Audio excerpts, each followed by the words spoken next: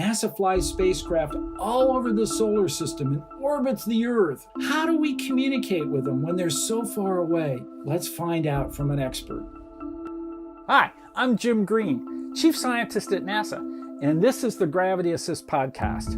In this season of Gravity Assist, we'll go behind the scenes at NASA, and we'll hear from the scientists and engineers and others who make these amazing space missions happen.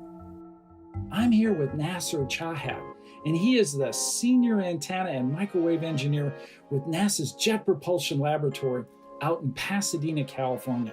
Well, communication with our surface assets on Mars is kind of complicated.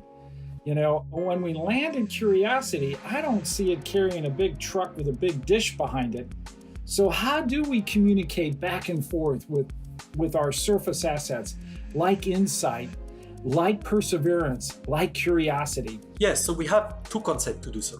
The first one is to communicate with the orbiter. So we have orbiters around Mars, which they are dedicated for science, but for critical event like that, we can use them to relay the data to Earth. And we also have on these landers and rover high-gain antennas that allow us to communicate directly with Earth, but at lower data rates. So it's really a trade-off when we should be using the orbiter or when we should be using the high-gain antenna.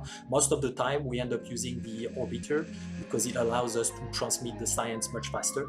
Well, we're flying a helicopter on Mars for the first time, and we call that Ingenuity. Did you get involved in that, and what's your role?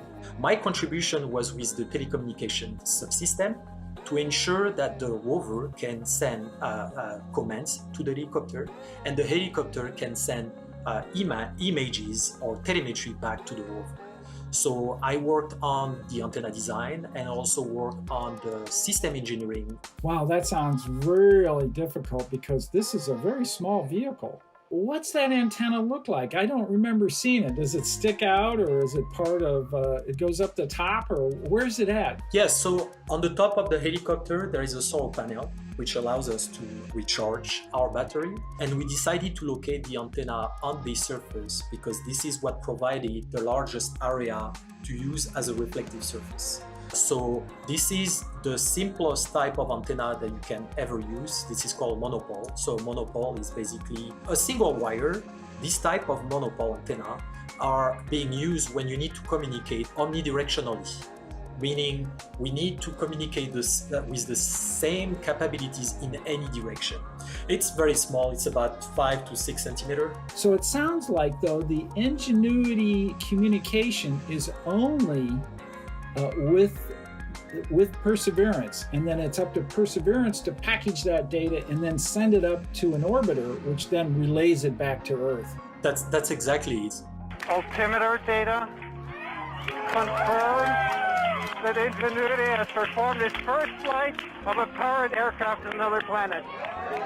When I saw the first flight, I couldn't help but think of all these hours spent working really hard to solve technical problems. This achievement is absolutely historical, and I am happy I got to contribute.